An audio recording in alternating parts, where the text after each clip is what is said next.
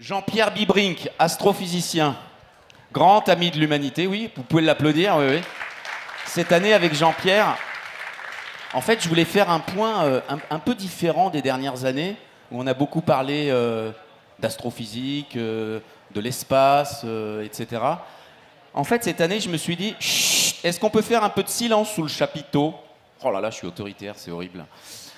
Cette année, je me suis dit, c'est un peu différent parce qu'on est à l'heure de toutes les crises conjuguées. Hein. Je ne vous les relate pas, le Covid, la guerre, crise énergétique, etc., etc. Et pour avoir la chance d'avoir un jeune fils aussi astrophysicien, mais surtout d'avoir sous la main Jean-Pierre Bibrink, qui est l'un des plus grands scientifiques de ce pays. Oui, oui, oui, mais j'assume, j'assume. Je me suis dit quand même... Oui, ouais, ben oui.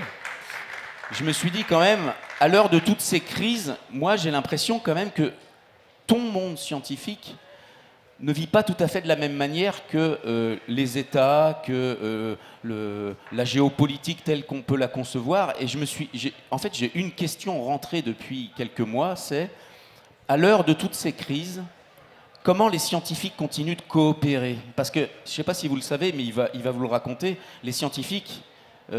si j'osais, je dirais ils n'ont pas de patrie. Surtout à ce niveau-là. Ils sont obligés de travailler ensemble. Et donc je me disais, comment ça se passe à l'heure de toutes ces crises, et de ces crises singulièrement géopolitiques, Jean-Pierre? Chut. Excusez-moi. Bonjour, pour ceux qui sont là, c'est très gentil. Je suis très content d'être là, comme tous les ans, évidemment. Oui, quand Jean-Emmanuel m'a proposé qu'on discute à nouveau et qu'on discute de cette question de coopération dans un monde de crise, je me suis dit, c'est utile d'en parler, mais peut-être pas forcément comme toi tu l'entends, parce qu'on utilise des mots, le mot de crise en particulier, il n'a rien de nouveau. On parle de crise depuis très longtemps. Coopération, c'est un mot qu'on n'invente pas tout de suite. Et je pense que c'est le cœur du problème. C'est que dans la sémantique elle-même, dans les mots qu'on utilise, on banalise des choses qui ne permettent pas de mettre en évidence ce qu'il y a de réellement nouveau et de ce qui justifie éventuellement d'aller plus loin que la manière de penser, des changements de paradigme très importants. Les crises que l'on vit aujourd'hui, de mon point de vue, et c'est ça qui permet à l'astrophysique d'avoir un certain intérêt dans la manière d'affronter ces enjeux, par le fait que dans notre domaine, on est tout le temps en train de mettre en relation ce qui se passe avec le contexte jusqu'à des périodes très anciennes, on s'aperçoit qu'effectivement, les crises d'aujourd'hui ne sont pas comme les crises d'avant. Elles ont des caractères tout à fait particuliers qui justifient une mise en place de réponses tout à fait particulières. Les crises donc ma question est pertinente quand même. Oui, les crises, elles ont comme caractéristique, mais hier, ce qu'a dit Roland Gori était, je crois, tout à fait essentiel là-dessus. Des virus, il y en a eu tout le temps et il y en aura toujours. Ce qui est nouveau dans cette épidémie, ce n'est pas qu'il y a une épidémie de virus, c'est que les sociétés dans lesquelles que nous avons construit, dans lesquelles nous sommes aujourd'hui, pour tout un tas de raisons, ne sont plus capables, n'ont pas été capables, ne sont plus capables de répondre à ce type d'enjeu. Donc les crises ne sont pas des crises qui sortent comme ça nouvelles. Elles ont de nouveau que d'abord elles sont, pour l'essentiel d'entre elles, à l'échelle planétaire. Et ça paraît juste un mot comme ça, de dire qu'il y a des enjeux planétaires. La crise pandémique était planétaire, mais les enjeux climatiques le sont tout autant. Et quand on y réfléchit, les sphères de tout ce que l'on vit aujourd'hui, les crises sociales, sociétales, ont quelque chose de planétaire. Et ça, c'est effectivement nouveau, non pas parce que les crises anciennes n'étaient pas planétaires, mais parce que la conception que l'on a actuellement de la manière d'y répondre doit voir cet enjeu-là comme l'enjeu premier. Les raisons pour lesquelles c'est planétaire, à nouveau, ils sont multiples et l'astrophysique n'est pas pour rien. La vision que l'on a de la Terre aujourd'hui est très différente de la vision qu'on avait il y a 5, 10, 15 ou 20 ans, parce qu'on voit maintenant de l'espace une Terre globale, où il n'y a pas de frontières, mais une Terre globale dont on sait maintenant qu'elle est non seulement unique dans l'espace et probablement dans l'univers, mais qu'effectivement, il n'y a pas de plan B, c'est-à-dire que tout ce qui s'y passe ne peut que s'y passer. L'autre chose qui est très nouveau, c'est qu'il y a une vision aujourd'hui du côté planétaire qu'on n'avait pas avant. Aujourd'hui, les problèmes, qui ne sont pas des problèmes, les solutions que l'on a sur les affaires de communication fait qu'il n'y a quasiment plus de terre étrangère. Il se passe quelque chose quelque part, tout le monde sait que ce quelque part existe, et au pire, vous faites Wikipédia et vous avez l'impression d'avoir accès à l'information de ce qui se passe là-bas. C'est vrai pour nous comme de tout le monde. Donc le fait qu'actuellement il ne se passe rien sans que ça soit compris et vu comme quelque chose auquel vous avez accès, qui nous soit familier, l'étranger nous devient familier de ce point de vue-là, change totalement notre manière de concevoir la réponse à ça. Alors il y a tout un tas de réponses et on pourrait... Le premier réflexe que les gens ont par rapport à ça, je pense à la globalisation, c'est un réflexe de proximité. C'est de dire si c'est comme ça, il faut ramener chez nous l'essentiel des choses. Bien sûr que c'est complètement idiot de ne pas faire ce qu'on peut faire sur place plutôt que de l'importer d'ailleurs. Mais il ne faut pas non plus revenir, je pense, à la commune populaire, c'est-à-dire on va faire notre acier sur place, etc. Et l'affaire de coopération, bien sûr, va sortir de tout ça.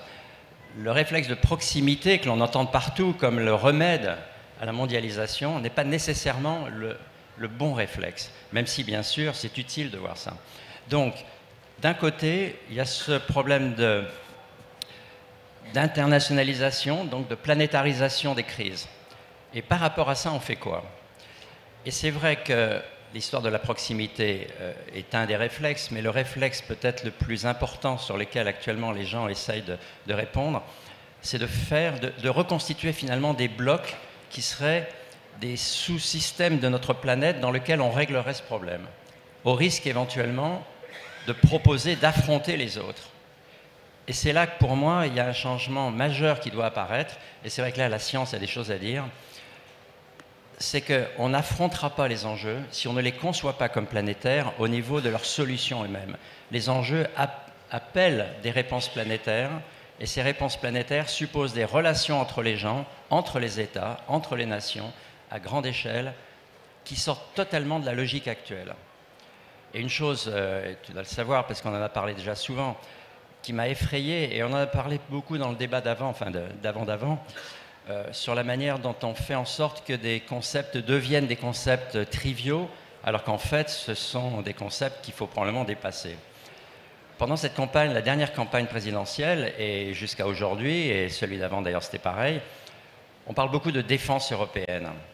Bien sûr, c'est alimenté par ce qui se passe entre la Russie et l'Ukraine, mais ça veut dire quoi cette histoire de défense européenne? Ça veut dire qu'on va se donner les moyens, nous, à l'intérieur d'un cycle qu'on a décidé sur la carte, avoir une certaine homogénéité, à se doter des moyens de damer le pion aux autres. Mais c'est ahurissant. Ce n'est pas par la force qu'on va gagner contre les enjeux. Ce n'est pas en montrant les muscles qu'on va gagner contre qui que ce soit, et la Chine en particulier. Or, l'importance des enjeux actuellement, et je crois qu'il y a ce qu'a dit Roland Gori était très important. La plupart des problèmes sont présents aujourd'hui, on ne veut pas les voir, on n'y croit pas, et donc on ne se dote pas des instruments qui permettront réellement de les résoudre.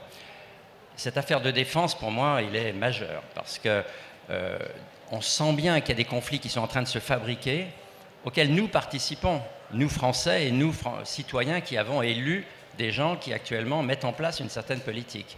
Les domaines d'affrontement aujourd'hui, en particulier dans le conflit qui était avant même le conflit ukrainien avec la Chine, entre l'Australie, la Chine et le Japon, auquel nous entrons maintenant, on ne va pas discuter que de ça bien sûr ici, il y a un affrontement qui se préfigure là, qui va être un affrontement mais ahurissant, qui ne règle aucun des grands enjeux, qui va en accroître la douleur pour tous les gens qui vont en souffrir.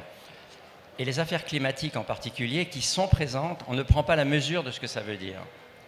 Dans le billet de l'Œil Harry de l'autre semaine, il citait ce chiffre qui est vrai, un Pakistanais sur 7 n'a plus de logement. Il faut voir ce que ça veut dire. Au Pakistan, il y a quelques semaines, il faisait 50 degrés. À cause de tout un tas de choses dont nous sommes quelque part co-responsables, dès qu'il y a des pluies importantes qui sont manifestées sur place, les inondations ont fait qu'il y a eu 10 millions de gens déplacés. Plus de 10 millions de gens déplacés au Pakistan, qui monte à plus de 50 millions le nombre de gens déplacés cette année pour des raisons climatiques. Ce problème climatique, on n'imagine pas ce que ça veut dire. On ne voit pas la situation en Inde, qui est en train actuellement de piquer tout le sable et donc de créer de nouvelles rivières, etc., à l'échelle non pas d'un siècle, ou d'un millénaire, ou d'un siècle, c'est à l'échelle même pas des décennies, mais de la décennie. On se prépare à des choses incroyables. Comment y répondre à ça? Et c'est là que le réflexe scientifique est utile. Il ne faut pas qu'on... Dans les affaires planétaires, il y a quelque chose que je radote toujours là-dessus, mais il ne faut pas oublier que les idées dont on parle, les idées qui circulent entre nous ici, c'est les idées qui circulent dans un monde incroyablement réduit, qui sont essentiellement le monde, hein, les tests sur Feuerbach, hein, les idées dominantes sont ceux de la classe dominante. Les idées auxquelles on nous habitue ici sont les idées qui se véhiculent dans un monde qui, pendant plusieurs siècles, a dominé le monde par la construction d'empires. Il y avait encore au début du XXe siècle des endroits où on vendait des esclaves qui étaient présents encore sur cette planète. Qu'est-ce que ça veut dire, vendre des gens? Puis le colonialisme. Mais pourquoi il a pu y avoir des empires? Et là, depuis une semaine, on glorifie les empires, dont un en particulier, à l'idée même de banaliser le fait que finalement les monarchies, c'est peut-être pas si mal que ça. Bon.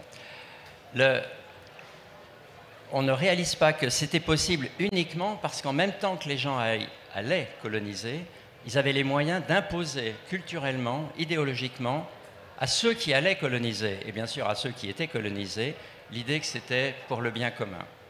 Je cite toujours ce texte de Victor Hugo que je conseille toujours de lire, qu'il a écrit pour le 40e ou 50e anniversaire de Schœlcher, de l'abolition de l'esclavage, où il fait la démonstration des bienfaits du colonialisme. Il n'a pas fait que ça, hein. C'est un homme remarquable. Mais c'est pour dire à quel point les idées dominantes sont ceux de la classe dominante. Eh bien, pourquoi c'était possible? Parce qu'il y avait 10% de la population du globe qui pouvait dominer sur les 90% restants, et nous, on est toujours dans les 10%. Et tout ce qui se passe aujourd'hui, c'est pour en faire en sorte que ceux qui essayent de maintenir cette domination se donnent les moyens culturels et aussi militaires de l'imposer aux autres, sauf que maintenant, ce qui est nouveau, c'est que les 90% restants sont au courant et ne l'acceptent plus. Et donc on arrive à un nœud dans l'histoire tel que je le vois, un nœud qui est un nœud qui ne peut pas ne pas déboucher sur un affrontement majeur, parce qu'on n'imagine pas le capitalisme monopolistique tel qu'il est maintenant, dire un jour, ça y est, voilà les clés, c'est à vous maintenant. Il se dote le maximum de moyens, qui sont des moyens énergétiques, des moyens militaires, des moyens informatiques, des moyens dont nous sommes bien sûr partie prenante et à la fois ordonnateurs et victimes, comme Français, sachant que le reste du monde n'accepte pas. Et tout ce qu'on peut lire aujourd'hui dans ce qui se passe, c'est les soubresauts de cet affrontement qui se prépare. Quand on a cette lecture-là, en tout cas la mienne depuis maintenant assez longtemps, et qu'on réfléchit à la manière de s'opposer à ça, le seul mot qui ressort, c'est le mot de coopération. C'est de se dire, c'est pas par un affrontement qu'on gagnera, c'est pas en vendant des rafales et en s'enorgueillant du fait qu'on a vendu 40... Il faut savoir que les rafales, c'est pour porter des armes nucléaires, c'est pas pour porter des trucs en carton. Quand l'Allemagne achète des F-35 aux États-Unis, c'est pas pour porter des cacahuètes. Sous les F-35, ce sont des missiles nucléaires. Et l'Allemagne, qui était censée ne pas rentrer dans le parc nucléaire, en achetant des F-35, de fait, y rentre. On est en train de nous préparer insidieusement, parce que personne ne... Pendant la dernière campagne électorale, y compris d'ailleurs du côté de Fabien Roussel, il n'y avait pas assez de protestations là-dessus.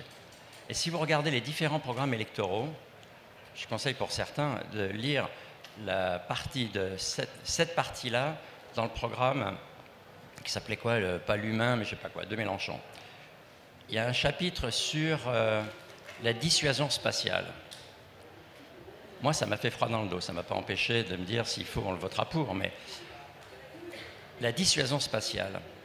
Et je vais simplement dire deux mots là-dessus pour que vous vous rendiez compte à quel point on peut partir d'une idée qui est très positive, bénéfique, pour arriver à quelque chose qui peut être incroyablement destructeur. L'idée de base, c'est de dire il faut être dans les non-alignés. C'est très bien. Mais les non-alignés, ce n'est pas au sens où il y avait les non-alignés quand il y avait les deux grands blocs et qu'il y en a qui ne rentraient pas dedans. Les non-alignés, ça veut dire on est avec personne, on est tout seul. Et il faut qu'on se dote des moyens que tout seul, on puisse faire face à n'importe quel type d'agression. Et, pour des raisons d'ailleurs qui sont assez justes, la force de frappe française actuelle, qui est essentiellement les sous-marins, ne sera plus opérationnelle dans quelques temps parce que tout simplement les sous-marins sont vulnérables eux-mêmes. On pourra les détecter, ça ne sera plus une force indétectable. Donc nos 300 missiles, je ne sais pas ce qu'on va en faire. Et il dit, la seule possibilité, c'est de se doter d'une dissuasion spatiale. C'est-à-dire qu'on met dans l'espace notre force d'attaque, parce que la défense c'est l'attaque, à qui que ce soit. C'est l'horrible. Dans les années 80, pour ceux qui ont cette mémoire-là, Bush avait inventé la notion que nous on appelait la guerre des étoiles, qui consistait à mettre à poste dans l'espace des armes nucléaires qui, en moins de 2 minutes, avaient la capacité d'identifier le lancement d'un truc. Et en 2 minutes, il faut identifier ça, le détruire et vérifier que vous l'avez détruit. 2 minutes. Parce qu'on n'a pas le temps à ce moment-là, pour des raisons. Il a fallu Gorbatchev d'une part et une énorme pression internationale pour que ce projet soit arrêté. Et on le voit ressortir en permanence, bien sûr aux États-Unis, mais un peu partout, en France aussi, y compris dans les rangs de la gauche. Il faut vraiment se rendre compte que être non aligné, c'est bien, mais la seule possibilité de s'en sortir, c'est de ressortir le concept de coopération, mais pas en prenant forcément l'ancienne signification là-dedans, mais pour dire le seul espoir, c'est qu'on comprenne que parce que les enjeux sont devenus planétaires, il y a des solutions planétaires à ces enjeux qui supposent des relations qui vont contre des paradigmes forts qui sont, depuis la loi du marché, bien sûr, tout le monde le comprendra surtout ici, mais qui vont plus loin que ça. Dans les relations internationales, il faut qu'on arrête de fabriquer, sans le savoir ou sans le vouloir, de nouveaux blocs qui auraient une capacité de réponse, donc d'attaque, qui vont maintenir le reste du monde dans la dépendance. Parce que si on fait ça, le reste du monde, d'abord, pour de bonnes raisons, ne voudra pas rester dans... Et qu'on a les outils aujourd'hui de faire cette coopération. Et hier, je crois que c'est en se promenant avec Ernest à la Cité internationale, de Ponche en Ponche, qu'il me faisait la remarque qui est tout à fait vraie. La Cité internationale, qu'on appelle le village du livre, le village, pas du livre, le village du monde, est exemplaire de ce que peut vouloir dire une coexistence de cultures, de problèmes, etc., mais qui peut vraiment vivre ensemble, échanger et proposer des choses. Eh bien, cette démarche-là, c'est une démarche que les scientifiques, presque par nature, ont, parce que, comme tu disais, il n'y a pas de frontières, mais on l'a, malgré tout, contre ce qu'on nous impose de suivre. Et je pourrais citer des exemples, mais par exemple, on a une mission sur Mars actuellement qui devait partir. Elle aurait dû partir d'ailleurs cette semaine-ci, de Baïkonour. C'était une mission de l'Agence spatiale européenne qui s'appelle ExoMars, une mission qu'on a designée il y a 20 ans déjà et qui arrivait juste à... On pouvait partir et on devait partir. Le satellite principal, qui était fait à Turin, mais avec c'est l'Agence spatiale européenne, donc la plupart des pays européens sont dedans, c'est une coopération avec la Russie. La Russie devait faire le lancement à Baïkonour. Et on devait partir à Baïkonour le 4 avril. Et donc, le 28 février, les pays membres du Conseil de l'ESA ont décidé d'arrêter. D'abord de suspendre. Et là, maintenant, ils ont décidé d'arrêter. Et donc, on ne part plus vers Mars. En d'autres termes, les scientifiques qui ont toutes les raisons d'expliquer pourquoi cette mission était importante, sur des enjeux qui n'ont rien de militaire, la question est de savoir si ce qu'on appelle l'évolution vers le vivant sur Terre a pu se produire ailleurs que sur Terre. Ma conviction d'ailleurs, mais on ne va pas en parler là, c'est que la question elle-même n'a pas de sens. Le vivant, par définition, par construction, est intimement lié à ce qu'est la Terre. N'empêche que ça vaut la peine d'aller voir pourquoi sur Mars ça n'a pas fonctionné quelque part. Eh bien, cette mission qui devait partir est arrêtée. Et on va se battre dans les semaines qui viennent pour essayer de maintenir ça. On ne le maintient pas pour coopérer avec Poutine, bien sûr. Poutine n'a rien à voir là-dedans.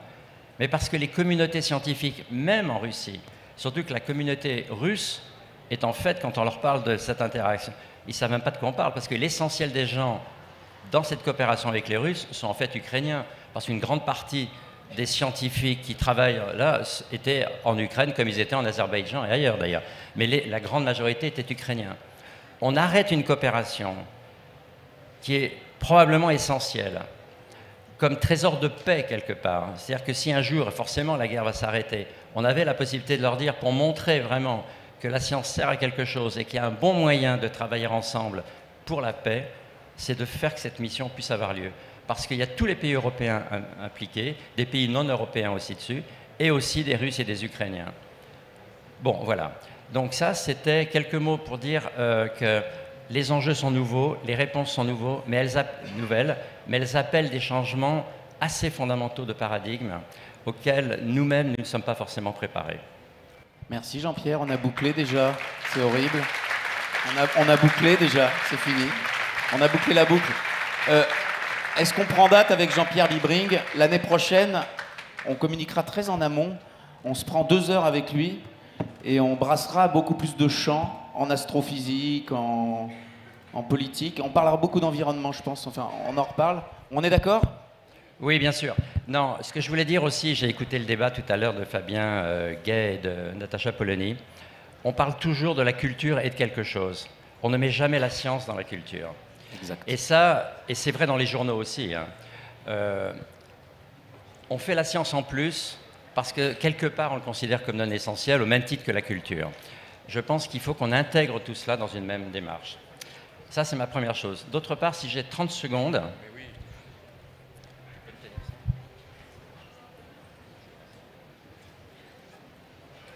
Ça se fait pas ce que je vais faire. Hein. Ça se fait pas ce que je vais faire, mais je vais le faire quand même. Pour ceux qui étaient là hier, et peut-être avant-hier aussi, vous avez vu qu'après beaucoup des débats, il y avait des cadeaux, une surprise. Moi, j'ai une surprise. C'est une double surprise. Il se trouve, mais c'est vraiment pas, le prenez pas... il se trouve que hier est sorti de l'imprimerie un livre qui va sortir en librairie dans 15 jours, qui s'appelle... Ah, c'est bien ça. Seul dans l'univers. Et je suis très heureux que le premier exemplaire, tout à fait non officiellement, te soit offert aux Amis de l'UMA. Merci Jean-Pierre. Et à toi Ernest pour tout et le reste. Alors, Seul dans l'univers, en plus, on avait eu, tu te souviens, l'année dernière ou il y a 2 ans, un débat sur cette question. Ouais. On avait fait voter là. Je pense qu'on le refera d'ailleurs. On le refera parce que c'est tellement fascinant et tellement éblouissant. Jean-Pierre Bibrink, astrophysicien, je vous promets, non mais franchement, on prend date. L'année prochaine, on se fait un grand format. D'ailleurs, ça lui arrive de faire des conférences sous les étoiles, ça dure des heures, et les gens ne bougent pas, sont scotchés, ils mangent, enfin c'est... Merci Jean-Pierre, on t'aime. Voilà.